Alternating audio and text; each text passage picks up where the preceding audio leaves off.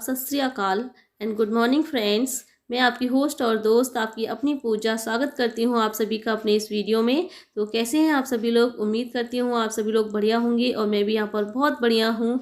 और इस वक्त हो रहा है सुबह का टाइम, इसलिए मैंने आपको अभी गुड मॉर्निंग विश किया है। इस वक्त सुबह के 7 बज रहे हैं और हम माँ बेटी किचन में लगे हुए हैं। मैं बना रही हूँ चाय और मम्मी कर रही है पापा के खाने की तैयारी, क्योंकि पापा सुबह जल्दी 8 बजे ऑफिस के लिए निकल जाते हैं। तो मेरे पापा सुबह 8 बजे ही ऑफिस के लिए निकल जाते हैं, फिर रात को सीधे 8 साढ़े 8 बजे ही घर पर लौटते हैं। लंच के लिए वो दिन में घर पर नहीं आते, इसीलिए लंच साथ में लेकर के जाते हैं। क्योंकि पहले आ जाते थे वो लंच के लिए घर पर दिन में, लेकिन जब से कोरोना महामारी स्टार्ट हुई है तब से उन्होंने लंच के लिए दिन में घर पर आना बंद कर दिया है। और मैंने यहाँ पर अब एज़ यूज़ुअल मम्मी के लिए फीकी चाय निकाल दी है और इसमें चीनी डालकर पापा को चाय दे देती हूँ। तो चाय पी करके हम लोग फिर से यहाँ किचन में आ गए। मम्मी सेक रही हैं पापा के लिए रोटियाँ और मैं साथ के साथ उनका लंच पैक करती जा रही हूँ।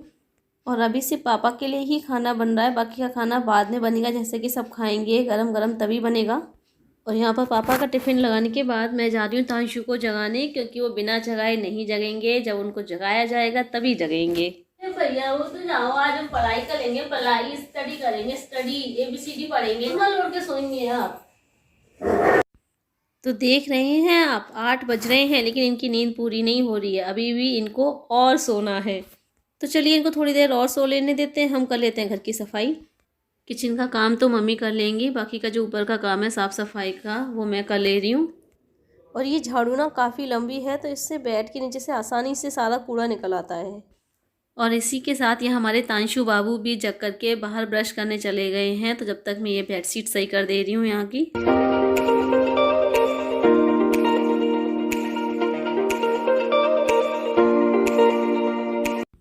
और अब मैं जल्दी से पूरे घर में लगा देती हूँ पोंछा।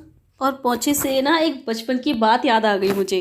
तो जब हम तीनों भाई बहन छोटे थे और जब मैं पोंछा लगाती थी तो मैं अपने दोनों भाइयों को वार्निंग दे देती थी पहले कि अगर मेरे लगाए हुए पोंछे में से कोई भी निकला तो छोड़ूंगी नहीं किसी को। और ये मेरे दोनों भाई जानबूझकर वही काम करते थे, जहाँ मैं पोंछा लगाती थी ना उसी वक्त वहीं से निकल जाते थे और पैर के निशान बना जाते थे, और फिर मेरा चीखना चिल्लाना शुरू होता था। और ये दोनों हंसते थे, मुझे चिढ़ाते थे कि हम तो ऐसा ही करेंगे, हम तो ऐसा ही करेंगे। और ना मुझे चिढ़ाकर ये दोनों भाई तो खूब मज़े लेते थे और मुझे आता था गुस्सा। ये दोनों एक हो जाते थे और मैं अकेली पड़ जाती थी। तो बचपन में भाई बहनों के बीच की नोकझोंक बड़ी प्यारी होती है। खैर अब तो मेरे भाई बड़े होकर काफ़ी समझदार हो गए हैं, लगता है मुझसे भी ज़्यादा समझदार हो गए हैं। हमेशा मुझे एडवाइस देते रहते हैं, मुझे गाइड करते रहते हैं कि क्या करना चाहिए, मुझे क्या सही है क्या गलत। हमेशा मेरे साथ में सपोर्ट में मेरे खड़े रहते हैं। So I am proud of my brothers. और यहाँ पर मैं अब नहा करके रेडी हो गई हूँ। और आज ये देखिए मैंने अपनी हेयर स्टाइल भी चेंज कर ली है, पफ बना के पॉनी टेल बना ली है। तो कैसी लग रही है आप सभी को मेरी ये हेयर स्टाइल? अच्छी लग रही है या नहीं बताइएगा ज़रूर। और अब मैं यहाँ पर तांशु को खाना खिला रही हूँ। वैसे तो ये अपने हाथ से खा लेते हैं, लेकिन मैंने सोचा आज अपने हाथ से खिला दूँ, साथ ही साथ इनको थोड़ा बहुत कुछ पढ़ा भी दूँगी, कुछ पूछ लूँगी इनसे।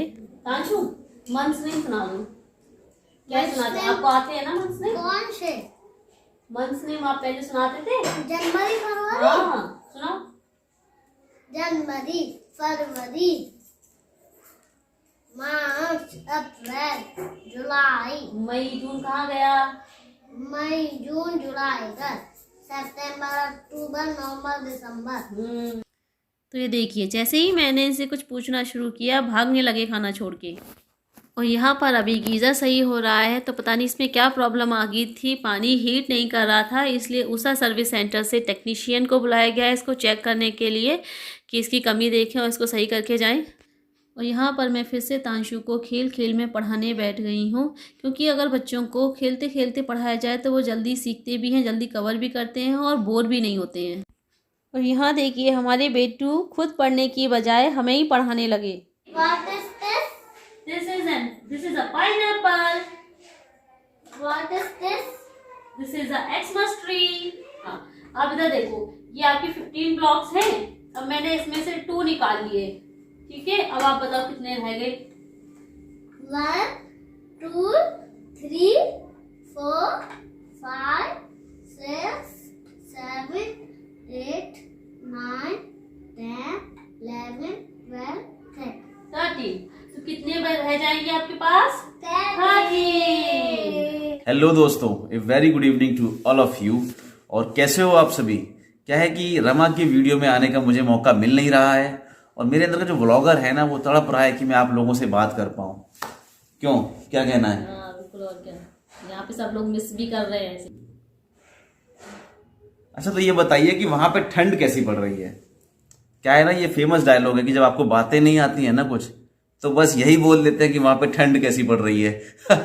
आप सभी लोगों के बहुत सारे कमेंट्स आ रहे हैं कि भैया आप वीडियो में क्यों नहीं आ रहे हो, उधर मैं महोबा में हूं नहीं तो रमा जी की वीडियो में नहीं आ रहा हूं, इधर मैं अपनी सिस्टर की वीडियो में ज्यादा इन्वॉल्व नहीं हो पा रहा हूं। तो देखो भैया, आप जब इतने दिन बाद आते हो तो आपके पास इतने सारे काम होते हैं, इतनी सारी रिस्पॉन्सिबिलिटीज होती हैं, चाहे वो आपके पेरेंट्स को लेकर हो, चाहे वो अपने भाई को लेकर हो या बहन को लेकर हो। बहुत सारी रिस्पॉन्सिबिलिटीज ऐसी हैं, बस उन्हीं को पूरी करने में लगा हुआ हूं मैं। और देखिए, मैं अपनी शेविंग भी नहीं करवा पाया हूं। जैसा मैं वहां से आया था, मैंने एक बार भी यहाँ से इतना टाइम नहीं मिला कि मैं इससे हाथ लगा पाऊँ, कुछ कर पाऊँ इसके साथ। फ्रेंड्स, आपको याद होगा कि मैंने रमा जी के चैनल पर एक वीडियो बनाया था जिसमें मैंने अपनी फैमिली मेंबर से इंट्रोड्यूस भी करवाया था, प्लस उनके बारे में कुछ बातें बताई थी। लेकिन किसी कारणवश मेरी सिस्टर यहाँ नहीं थी तो ये वहां मिस थी। तो चलिए आज इनसे मैं इंट्रोड्यूस करवाता हूँ। इनका नाम है पूजा। पूरा नाम बताइए, क्या नाम है आपका पूरा? पूरा नाम अगर मैं कहूँ, शादी से पहले कैसी भी समझ लो, पूजा जादौन, और शादी के बाद अब मेरा हो गया पूजा तोमर। यही होता है, चेंज लड़कियों को ही करना पड़ता है। शादी के बाद वही सब कुछ चेंज हो जाता है, पूरी लाइफ टोटली चेंज हो बस जाती है। इन क्या है ना कि इनको एक बार चेंज करना पड़ता है, लड़कों को हमेशा अपने आप को बदलना पड़ता है इनकी जरूरतों के हिसाब से। तो आप सभी लोगों के मन में ये सवाल भी होगा कि ये मेरी छोटी सिस्टर है या बड़ी सिस्टर है? तो ये मेरी छोटी है लेकिन सिस्टर छोटी नहीं है, ये मेरी छोटी माँ की तरह है क्योंकि ये मेरी बड़ी सिस्टर है।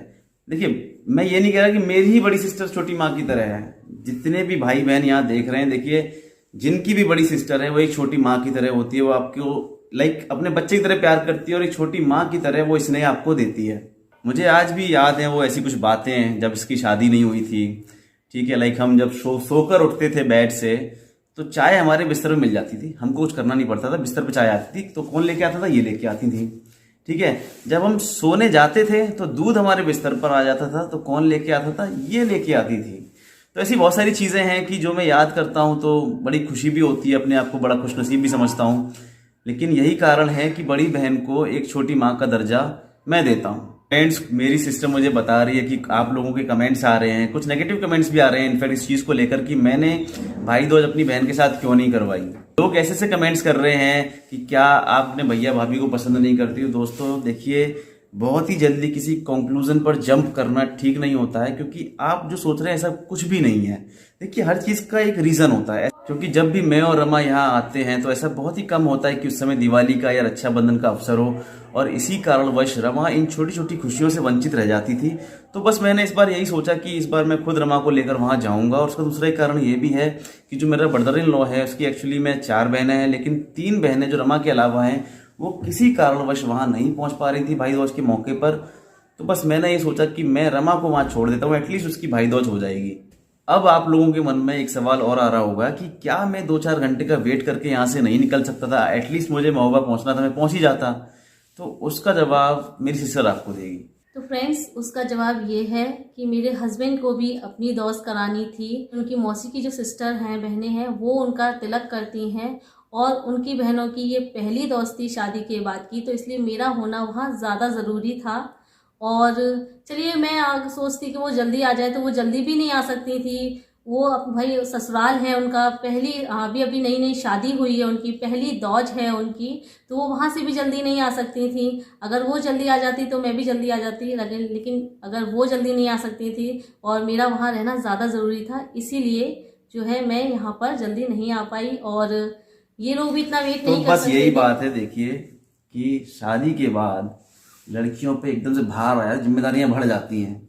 यही कारण है कि नगेंद्र, मेरा जो ब्रदर इन लॉ है, इसकी 3 बहनें दौज के मौके पर वहां नहीं पहुंच पा रही थी। आप लोग सभी समझ सकते हैं, सभी इन समस्याओं तो नहीं बोलूंगा, ये समस्याएं नहीं है, ये this is part and parcel of life, लेकिन इन चीजों से होकर गुजरते हैं।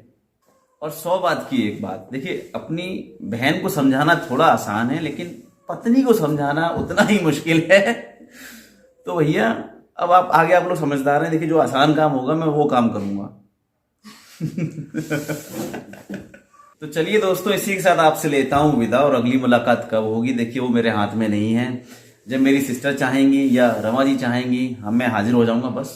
इसी के साथ अपने आज के इस वीडियो को यहीं एंड करते हैं। तो अगर आपको मेरा आज का ये वीडियो पसंद आया हो तो लाइक ज़रूर कीजिएगा। प्लीज़ प्लीज़ मेरे भाई के लिए ज़रूर लाइक करना है आप सभी को, और जो नए हैं मेरे इस चैनल पे वो चैनल को सब्सक्राइब करना ना भूलें। तो मिलेंगे जल्दी फिर से आपसे एक नए अच्छे से ब्लॉग के साथ। तब तक के लिए बाय बाय, गुड नाइट।